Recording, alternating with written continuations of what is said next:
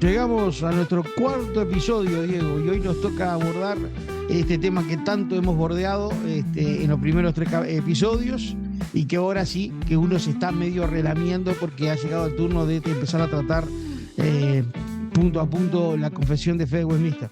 ¿Cómo anda, Pedro? ¿Todo bien? Bien, ¿y vos? Bien, bien, me alegro. Tengo lo que hoy los jóvenes llaman hype. Estoy con mucho hype Mirá, de mirá vos empezar.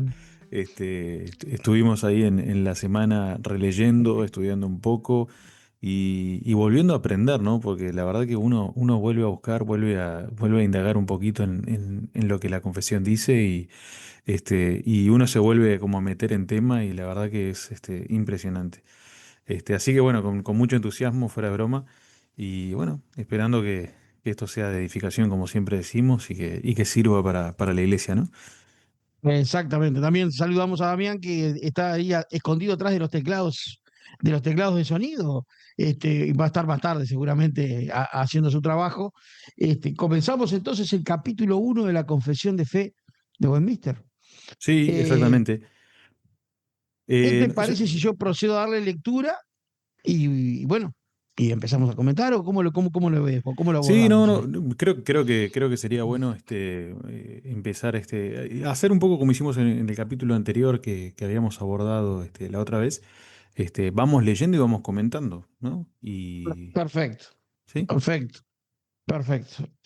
Yo tengo esta versión, te la muestro, seguramente los oyentes no la van a ver, pero vos para comparar a ver si es la misma edición, pero debe ser más o menos lo mismo, ¿no? Sí, mira, yo últimamente, y ya de paso lo recomiendo a los que nos estén escuchando, Ministerios Ligonier, ¿sí? Que son los ministerios que en su momento fue R.C. Sproul. Tú buscas en internet la confesión de Westminster, Ministerios Ligonier, y tienen toda la confesión en una página, escrita en español. Está muy buena. Está ahí, está en un lenguaje actual, buenísimo. Así que, Excelente. Y hay otro dato para tirar, está también la Iglesia Presbiteriana Ortodoxa de los Estados Unidos, que te la envía gratis y te envía el número de ejemplares que tú quieras en un posteo de avión sin ningún costo. mirá, eso no lo tenía. Iglesia, sí señor, desde donde yo las tengo, Ujú. desde donde yo las obtengo ahí, iglesiareformada@aol.com. Y ahí Mirá qué bueno. y está la página en internet www.opc, o sea, Orthodoxian Presbyterian Sí. Church.org. Y Mira, ahí, no, yo no sabía, y bueno, justamente la iglesia en la que me congrego es de esa denominación, así que. efectivamente, es más, te digo, el que te envía las confesiones, Esteban, que se llama igual que el actual pastor, que Ujú. está en Uruguay, Esteban estuvo en Uruguay mucho tiempo, de Mirá. misionero, es americano, y estuvo en Rivera. Ah, mirá, claro, la congregación que está en Rivera. Mirá qué bueno. Este, Exactamente. bueno, así que bueno, espero que varios de los oyentes estén encargando su ejemplar.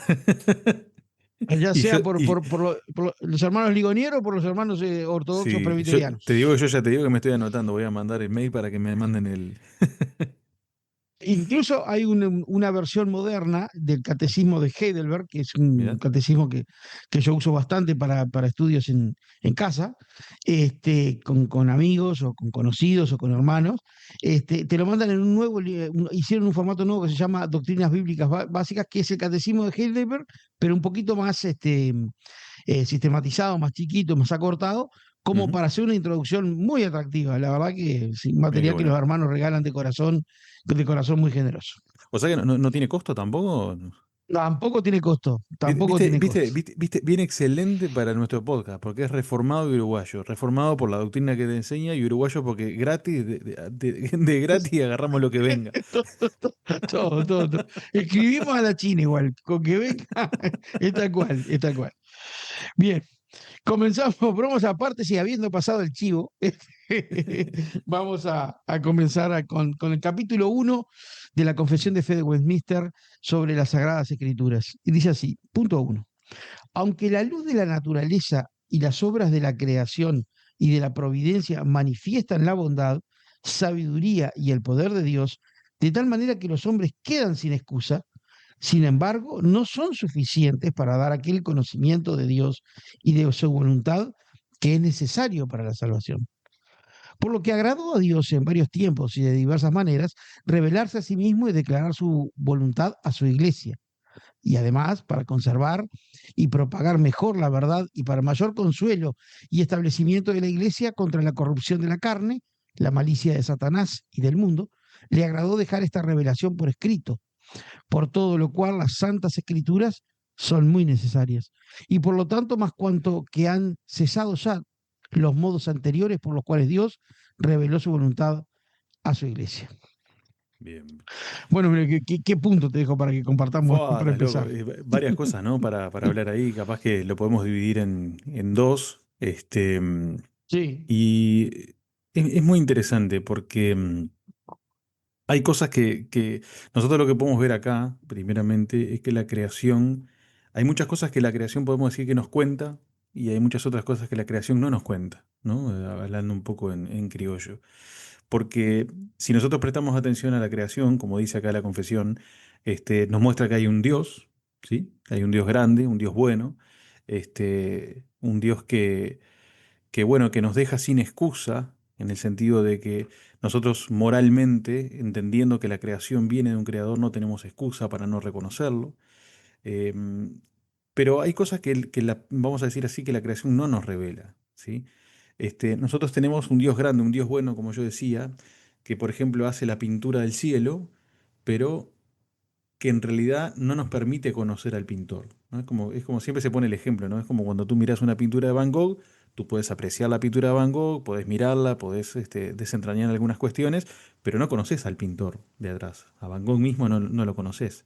Y acá pasa algo similar, porque tenemos todo esto que decíamos, que de alguna forma la revelación general nos muestra, pero no nos revela quién es Jesús, por ejemplo. No nos revela cómo nosotros podemos encontrar el perdón para nuestros pecados, ¿sí? No encontramos explícitamente en la creación el pacto de gracia del cual hablábamos hace un par de episodios, ¿sí? Este, digamos así que en la creación nosotros podemos tener un boceto, ¿está bien?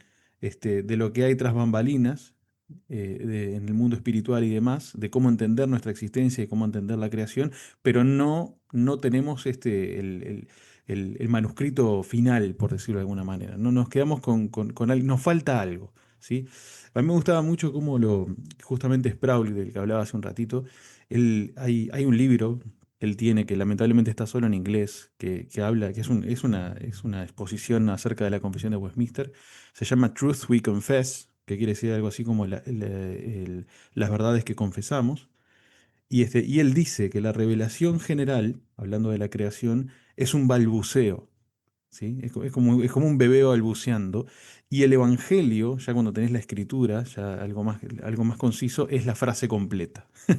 Me gustó mucho esa ilustración que él hizo.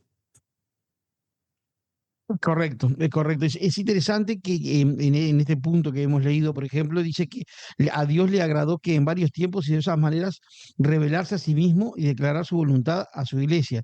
Y ahí vemos algunos aspectos bien interesantes que están enrabados con la escritura. Hay una revelación que se fue dando progresiva, Ujú, ¿verdad? Y esa revelación progresiva también vino directamente a su iglesia. Entonces, podemos entender además que la iglesia estuvo preparada desde el principio, desde el inicio, y que esa revelación al final tenía una finalidad de plasmarse de una manera que le fuera eh, perennemente útil, ¿verdad? Porque sabemos que la mayor revelación de Dios es el Señor Jesucristo, su persona. sin lugar a dudas. No obstante, el Señor Jesucristo permaneció en la tierra un tiempo limitado. Regresará, por supuesto, y está con nosotros en el Espíritu todos los días. No, pero como revelación directa, tampoco permaneció mucho tiempo en la tierra. Entonces, ahí era necesario, era menester que una revelación final perfeccionara todas esas progresivas revelaciones. Ujú. Y en ese caso creo que la escritura es claramente, manifiestamente la revelación final que completa todo, ¿no? Sí, además viste que el hecho de justamente que Dios haya escogido el preservar la verdad, por decirlo de alguna manera, en texto, ¿sí? Este, tiene muchas ventajas para nosotros, ¿no? Porque de esa forma, bueno, obviamente Dios lo hizo en su inmensa sabiduría, pero bueno, evita que se distorsionen las doctrinas, evita que se pierdan las doctrinas, ¿no? Nosotros tenemos un conjunto de libros que ahora más adelante lo vamos a leer, pues justamente está en este capítulo, que se han preservado justamente las creencias desde los antiguos hermanos de la primera iglesia, por decirlo de alguna forma, hasta el día de hoy. Eh, Tenemos justamente una unidad en doctrina a causa de eso. Bueno, justamente vos hablabas de revelaciones anteriores. En esa revelación progresiva había diferentes tipos de revelaciones. Por ejemplo, Dios usaba muchos profetas. Pero bueno, el hecho de el profeta también tenía su limitación, ¿no? O sea, tú ves a Jeremías que puede ir hasta determinado punto, Isaías puede ir hasta determinada región o en determinado tiempo. El texto no, el texto sigue viajando, ¿no? Viaja, se esparce y además es atemporal, ¿no? En un sentido. O sea, los principios que contienen los textos son atemporales. Entonces, hay varias ventajas en que esa revelación progresiva que vos decías haya culminado de alguna forma en un texto escrito, ¿no? Y bueno, y eso es de enorme consolación y de enorme fortaleza para nosotros, la iglesia, que tenemos en la escritura justamente esa doctrina afianzada bueno, que es de enorme bendición y es de antídoto también. Contra falsas doctrinas que van variando y van cambiando y nosotros podemos decir, no, así dice la escritura, ¿no?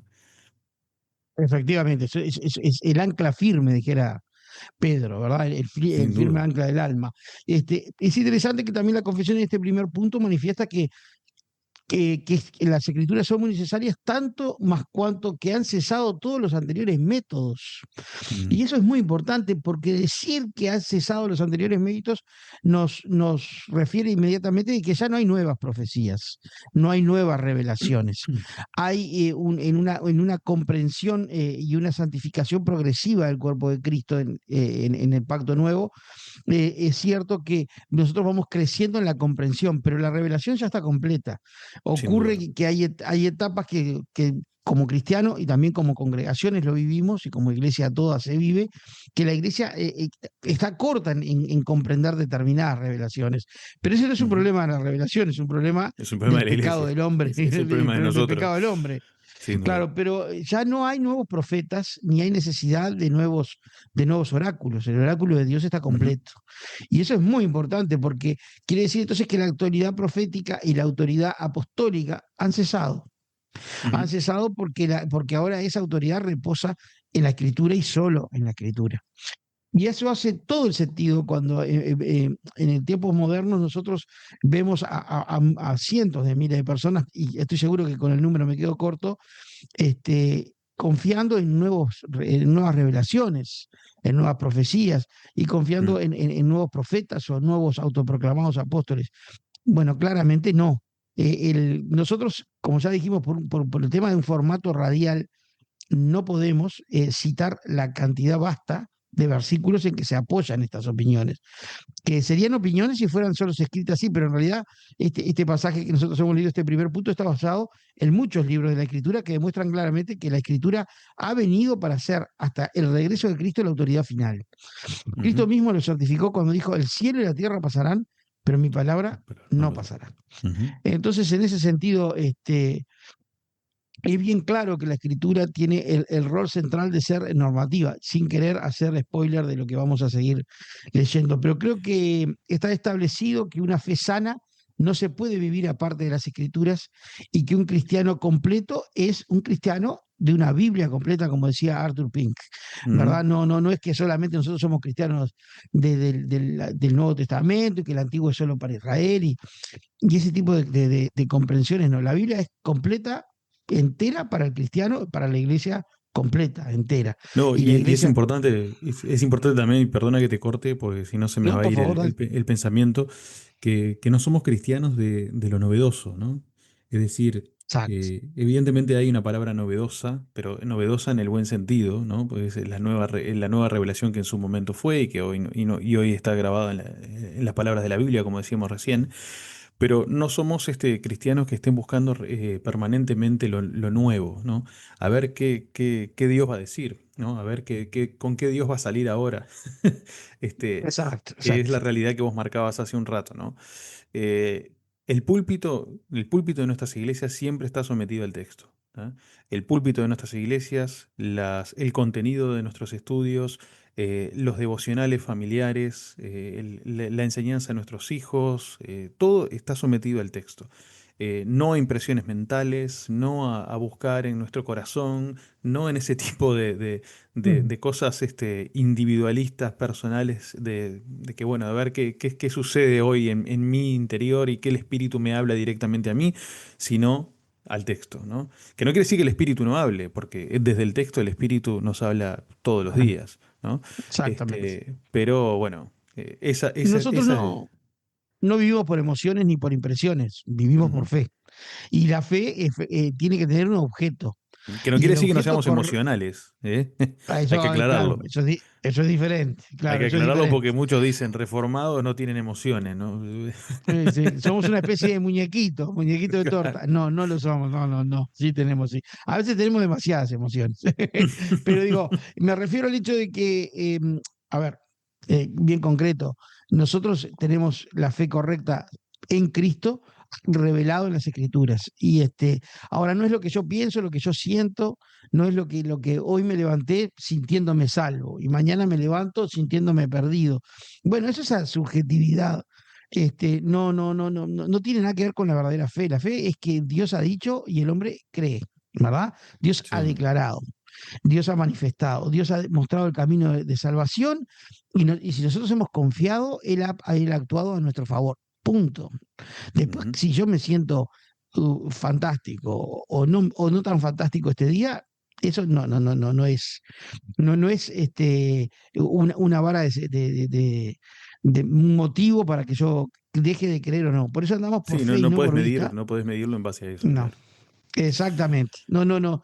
Ese es el problema que hay con el exacerbamiento que vos mencionabas muy bien en el episodio pasado, de poner el centro al hombre y sus emociones, sus Ujú. pensamientos. No, no, no. El centro es Dios. Y Dios es inmutable. ¿No? Y por lo Exactamente. tanto, no tiene sombra de variación. Entonces, lo que Él ha prometido, lo hará. Y, Ujú. y eso es lo que nosotros creemos. Creo que este punto queda claro, que la confesión hable siendo su primer punto, siendo someramente escritural. Nos paramos Ujú. en el territorio de la escritura. Ese es nuestro territorio. Allí nos movemos. Sola escritura, podríamos decir. Nada Sola más que la escritura. escritura. Sola escritura. Y así como Dios es santo, justamente su palabra es santa, ¿no? Y así empieza el segundo punto de este primer capítulo, que dice así, lo leo, Pedro. Dice, Adelante. bajo el nombre de Santas Escrituras, o palabra de Dios escrita, están contenidos todos los libros del Antiguo y Nuevo Testamento, todos los cuales fueron dados por inspiración de Dios para que sean la regla de fe y vida. Estos libros son, bueno, los del Antiguo Testamento: Génesis, Éxodo, Levítico, Números, Deuteronomio, Josué, Jueces, Ruth, Primera Samuel, Segunda Samuel, Primera Reyes, Segunda Reyes, Primera Crónica, Segunda Crónica, Cedras, Nehemías, Esther, Job, Salmos, Proverbios, Eclesiastés, Daniel. Ahí, mirá, Cantares de los Cantares lo pusieron después. Bueno, Eclesiastés, Daniel, Oseas, Joel, Amós, Abdías, Jonás, Miqueas, Nahum, Isaías, Jeremías, Lamentaciones, Ezequiel, Habacuc, Sofonías, Ageo, Zacarías, Malaquías. Y del Nuevo Testamento, bueno, tenemos los Evangelios: Mateo, Marcos, Lucas, Juan, los Hechos de los Apóstoles, las epístolas de Pablo, que son Romanos, Corintios, Primera y Segunda, Gálatas, Efesios, Filipenses, Colosenses, Primera y Segunda Tesalonicenses, Primera y Segunda Timoteo, Tito, Filemón, la epístola de los Hebreos, la epístola de Santiago, la primera y segunda epístola de Pedro, la primera, segunda y tercera epístola de Juan, la epístola de Judas y el Apocalipsis de Juan. Nada más digo. No, creo que va hasta 10. Creo que son sesenta y Claro, seis, ni uno más ni uno menos. 39 más 27. efectivamente. Y todos estos fueron dados, dice, por inspiración de Dios, para que sean la regla de fe y de conducta.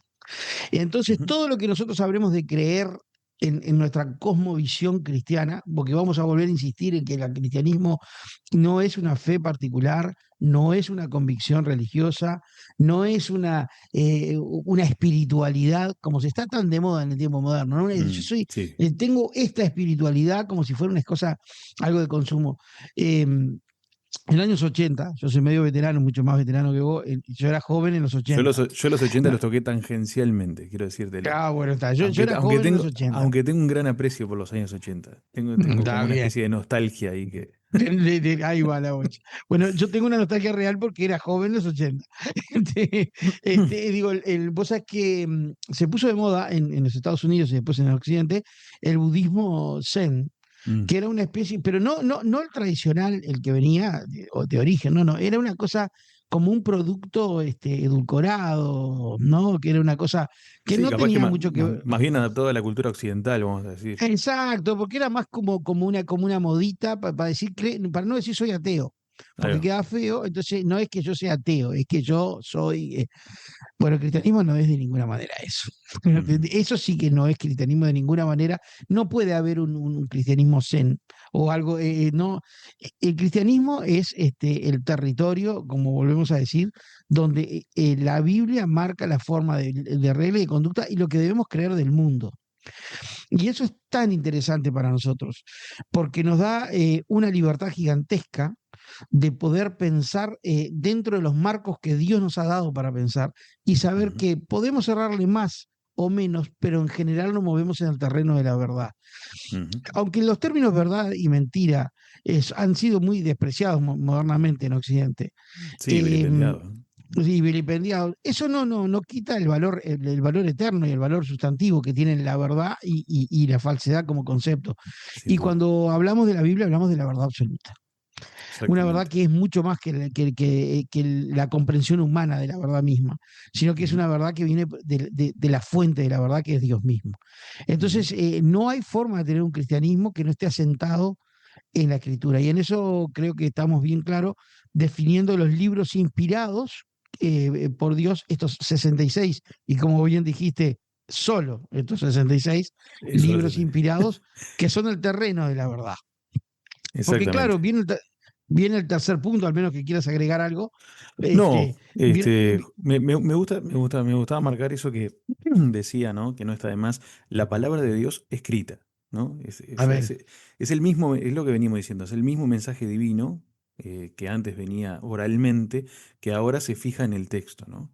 Que Dios lo inspira, es dado por inspiración de Dios, ¿no? Lo que dice 2 Timoteo 3:16, esa palabra, ese theonustos, esa exhalación de Dios que recae en el texto, que es como una especie de soplo divino que garantiza que nosotros tengamos en nuestras manos una palabra que es obviamente proveniente de Dios y que es inerrante y suficiente, ¿no? Para lo que es nuestra vida, ¿no? podemos introducir Este, acá, digo, de repente el concepto de Hermann Bambik, que la Biblia no es sobrenatural por lo escrito, sino por su origen, porque es exactamente. respirada por Dios, ¿no? Es un concepto genial, es un concepto Ujú, sensacional, por lo menos uno que siempre andaba en torno a estos conceptos, es algo increíble, ¿no? Pensar que la Biblia no solo es inspirada por lo que dice, o sobrenatural por lo que dice más exactamente, sino por su origen, porque el origen claro, sí, sí. es alienígena, Es Dios absolutamente fuera de la Tierra. extraterrestre, sí. Sí, Extraterrestre. porque es Dios hablando, ¿no? O sea, lo que hay que entender es eso, Exacto. que es Dios hablando. Cuando habla la palabra, habla Dios, ¿no? Entonces, el mismo poder que yo en Génesis 1 puedo ver que construye todo lo que nosotros conocemos como creación, ¿no? Que trae a la existencia ex nihilo, ¿no? De la nada, trae a la existencia todo lo que conocemos y lo que experimentamos y vemos y demás, incluyéndonos a nosotros mismos. Ese mismo poder es el que está en las escrituras porque vienen del mismo lugar, como vos bien decías, ¿no? Este, Efectivamente. Me gusta mucho que habla a los divinos de Westminster acá en este punto, hablan de que es nuestra regla de fe y vida, ¿no? Es decir, que define lo que nosotros tenemos que creer, ¿sí? Y que define lo que no tenemos que creer, es decir, nos afirman en lo que realmente es necesario que nosotros confesemos y frena muchas doctrinas que son inventadas y que son perjudiciales y se meten dentro de lo que es la iglesia, ¿no? Y en nuestra regla de vida porque justamente es una guía ética para nosotros, moral, desde el punto de vista eclesiástico es una guía pastoral también, ¿no? Que evidentemente nos corrige, nos consuela, nos equipa para toda buena obra, como mismo la Escritura dice, ¿no? Efectivamente, y es la fuente de la pureza. porque cuando uno obedece sus preceptos y se encamina a luchar contra la carne y a resistir la carne y a resistir también las influencias demoníacas de la cultura y de las tentaciones directas y de todo lo demás, en la luz de las Escrituras el Espíritu Santo apropia el corazón humano y lo va santificando. Es realmente imprescindible. O sea Ujú. que se puede practicar un cristianismo que sea medio light de escritura. Es Lo difícil. que pasa es que Eh, es vaciar al cristianismo de su contenido. exacto, No se exacto. O puede. sea, están preciosos los nuevos movimientos de alabanza, nadie tiene nada contra ellos, pero la mayor alabanza es escuchar a Dios hablar Bueno, y después lo de disponer el nadie tiene corazón a nada obedecer. contra ellos. Bueno, uno No, trata no, de acordarte que íbamos a ser amables, y vamos a no ser vamos a ser amables. polémicos, no vamos a ser polémicos. Pero de repente alguien tiene algo contra eso, sí, eso es verdad. Pero bien, seguimos con el tercer punto. Escuchame, pará, Dice, los escuchame una libros, cosa, porque sí, te lo voy a introducir así, te lo voy a introducir así a a ver qué ver, te parece. a ver, dale. Viste que el punto número 2 enumera libro por libro, no deja ninguno afuera, ¿no? Y los leímos todos como, Efectivamente. como parecían en la confesión. ¿Por qué los enumera uno por uno? Y ahí es donde entra lo que vas a leer ahora del punto número 3. Eh, Muy bien, muy bien, buena introducción, buen ¿Viste, gancho. no? Los libros comúnmente llamados apócrifos, por no ser de inspiración divina, ¿no? No forman parte del canon de la Sagrada Escritura. Y si no forman parte del canon de las Sagradas Escrituras, no son de autoridad para la Iglesia de Dios. Es claro Ujú, como el cristal, ¿no? exactamente. Ni deben aceptarse ni usarse, sino de la manera que otros escritos humanos. O sea, Ujú, perfectamente uno puede estar de acuerdo, por ejemplo, con un filósofo o con un pedagogo que tenga convicciones morales, más o menos, que siempre van a ser sacadas de la escritura, digamos, ujú, cristianas. Y uno puede decir qué bueno, qué útil, pero no es autoridad, el libro. sin Por eso duda. los libros apócrifos pueden aportar datos históricos, pero no son una autoridad espiritual. Sí, Eh, yo ¿Ha te leído agrego alguno, ahí. digo? Sí, yo me te voy a agregar esto, porque viste cuando ahí dice apócrifo se refiere a determinados libros particulares, o generalmente se hace referencia a Exacto. determinados libros particulares. O sea, no es toda la literatura humana aparte de estos No, 66 libros, ¿no? Los libros apócrifos por lo general se hablan de un conjunto de 7 libros, que por lo general los encontramos en las Biblias católico-romanas, ¿está bien? Que son los que los católicos romanos llaman los deuterocanónicos, ¿está bien? Que ahí tenés Tobías, Judith, Primera, Segunda Macabeo, Sabiduría, Eclesiástico, Baruch, y hay algunas adiciones al libro de Daniel y al libro de Esther, ¿ah? Que no están en nuestras Biblias, como nuestras Biblias evangélicas, como por ejemplo la Reina Valera o la Biblia de las Américas y demás, pero sí las encontrás en los escritos católicos, ¿no? Yo qué sé, agarrás una Biblia de Jerusalén y tiene todos estos libros. ¿Está bien? Que son generalmente libros que, generalmente no, son libros que se encuentran dentro del periodo eh, intertestamentario, lo que comúnmente conocemos como intertestamentario, es decir, todo el periodo que va entre Malaquías y el comienzo de los evangelios, o sea, el nacimiento de exacto. nuestro Señor Jesús. ¿Está bien? Y lo que justamente está diciendo la confesión es de que estos libros no es que son para desechar, porque esto hay que dejarlo bien claro, ¿no? Porque mucha gente agarra la Biblia católica y dice, "Ah, qué porquería esto, ¿no? Esto es para desechar". No, no, no, no. No son libros para desechar.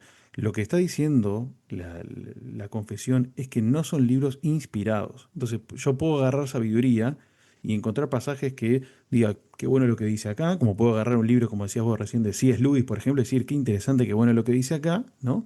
Porque de alguna manera tienen la sabiduría judía, que se empapaba de la teología hebrea, pero obviamente no son theonustos, no son inspirados por Dios. Es decir, ahí no está Dios hablando directamente de su palabra. Podemos encontrar expresiones de Dios de manera indirecta, pero nunca podés agarrar un libro como Judith y abrirlo en el púlpito y predicar desde el púlpito, porque justamente no es palabra de Dios per se, ¿no? O directamente. Tal cual, perfectamente. Decimos lo mismo, puede ser un libro histórico, por ejemplo, Macabeos es interesante Es por la historia, interesantísimo, por la interesantísimo. historia. Pero claro, no es regla de fe, no es regla de fe, ¿verdad? Ujú. Y eso es todo lo que a nosotros nos ocupa. Porque tenemos que hacer una aclaración en este punto que me parece que de repente es válida, digo. cuando hablamos de los libros inspirados, no estamos hablando de versiones y traducciones, que es una confusión que yo no entiendo cuándo comenzó, pero que Mm, está. ¿Has sí. escuchado alguna vez que no se puede leer ninguna Biblia que no sea Reina Valera? Bueno, Sí, yo lo he nosotros, escuchado mira, muchas veces. acá están los Reina Valera, ¿no? Los Reina Valera, y en inglés están los King James Only, viste que Exacto, ahí solamente la King está. James. Yo no sé cuándo empezó esta insanía, porque es realmente una locura, pero no, o sea, yo he escuchado que hay versiones, que hay hermanos que demonizan versiones como versiones satánicas. No, no, lo que hay son mejores y peores traducciones. En Sí, general las ojo, traducciones... no, y también hay que entender una cosa, que hay algunas que son traducciones que sirven más para el estudio, por ejemplo, ¿tá?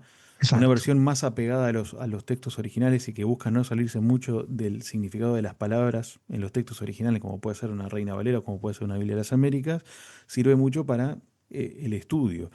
Pero, por ejemplo, yo qué sé, yo, por ejemplo, para el devocional con mis hijos, yo uso la nueva traducción viviente.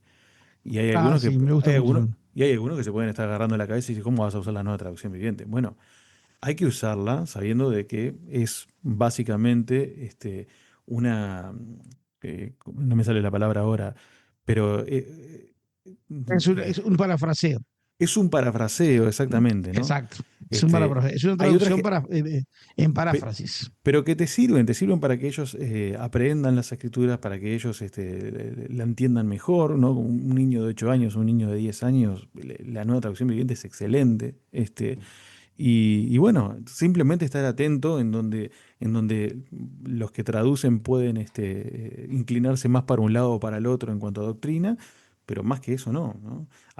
Exactamente. Hay otras traducciones que son más complejas, como Dios habla hoy y eso que ahí hay que tener un poco más de cuidado, pero yo creo que decir que una traducción no es válida y sobre todo mirando, porque hay una cosa, mucha gente critica y no ve los traductores que hay atrás. Y cuando uno mira los traductores que hay atrás, se encuentra con gente, con eruditos que, epa, a mí no me llamaron para traducirla y por algo no me llamaron a mí y lo llamaron a él, ¿no? Notablemente, de Entonces, acuerdo, de acuerdo. hablar de buenas y malas traducciones hay que tener mucho cuidado para decir eso. Yo creo que las traducciones en español más establecidas, como bueno, La Reina Valera, tanto de la Sociedad Bíblica como de la Sociedad Trinitaria de Londres, que son versiones distintas, son razonables. Creo, yo por una cuestión de gusto personal, yo uso la nueva Biblia de las Américas, Ujú, que no es exactamente igual a la Biblia de las Américas porque usa una forma de español bastante más americano, más ujú, latinoamericano, que sí, me llega un poco más que el castizo sí, y un poco europeo, más moderno, ¿no? Sí, y un un poco más poco. moderno, exacto. Además, no uso vosotros, usa ustedes. Me siento mucho más cerca del ustedes que el de vosotros, por una ¿Mm? cuestión de uso, nada más, no tiene Sí, nada sí, de no. malo. Pero en ese sentido, ahora, es importante. La Biblia es inspirada en los originales. No, teonustos en el griego y en el hebreo. Ujú, Ahora, ¿las traducciones que tenemos son confiables? Sí, la mayoría de las traducciones que hay que andan por el mundo evangélico son muy confiables. sin duda. Es una cuestión de estilo, como vos decís. Ujú, Conozco gente que todavía lee La Reina Valera en 1909. sí. Difícil de leer. Muy buena traducción, según dicen los técnicos, pero de un español Sí, sí, es de como leer el Quijote, es 1909. como leer el Quijote en sus versiones originales. Es Claro, bastante sí, sí, difícil de está muy, seguir. Sí, una vez yo cometí la locura de comprarme el Quijote en la Mancha en su versión original. Es Con imposible. mi hija lo hicimos. Todavía estábamos tratando de leerlo. Porque no pasás del capítulo 5 No, porque es terrible, es el terrible. trabajo es tremendo, tremendo de entender lo que está diciendo, y es castellano de hace varios siglos. Sí, sí, Entonces, sí. eso es complicado, a veces se oscurece, ¿no? Yo recuerdo que una vez estaba, cuando recién convertido, como anécdota, como chiste, veía el versículo en que Dios muestra su amor para con nosotros, en que Sí. siendo pecadores, Cristo murió con nosotros. La Biblia que yo estaba usando, que era una modernización de la 1700, de la 1602, decía, Dios Mm. encarece su amor. Entonces yo decía, Dios lo hace más caro a su amor. Trataba de comprender, trataba, ¿no? de comprender el concepto Sí, atrás sí, sí, del... sí.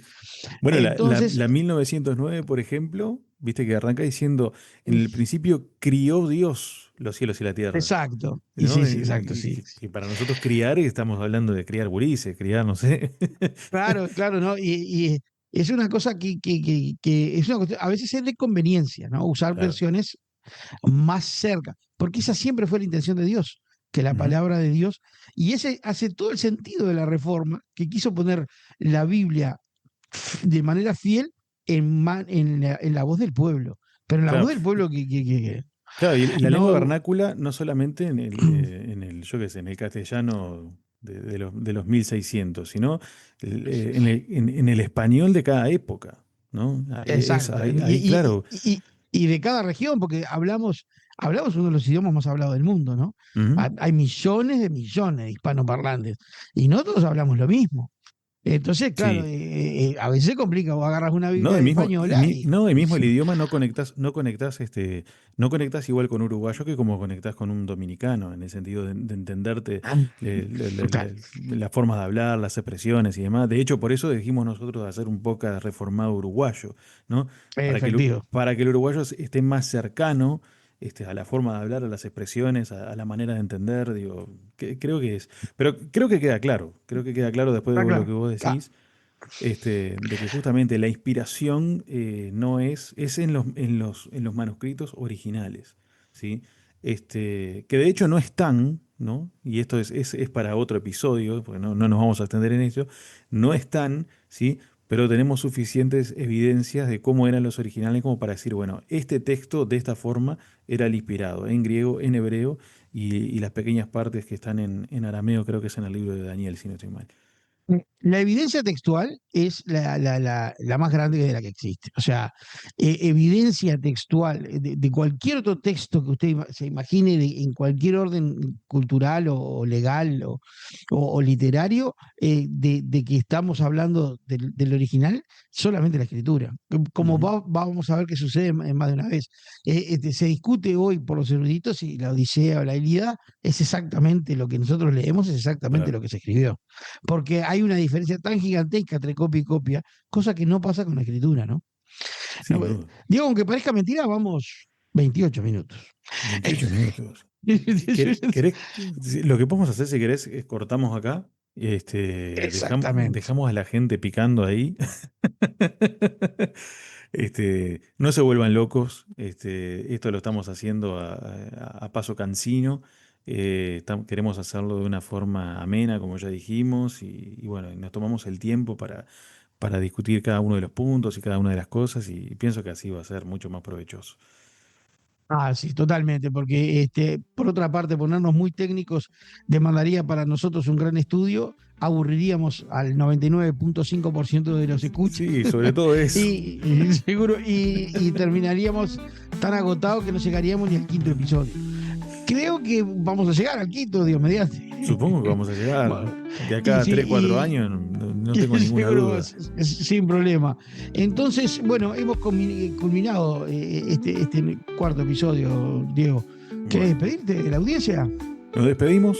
Queremos dejarles un saludo, queremos invitarles para nuestro próximo episodio. Vamos a seguir en este capítulo 1 de la Confesión de Westminster.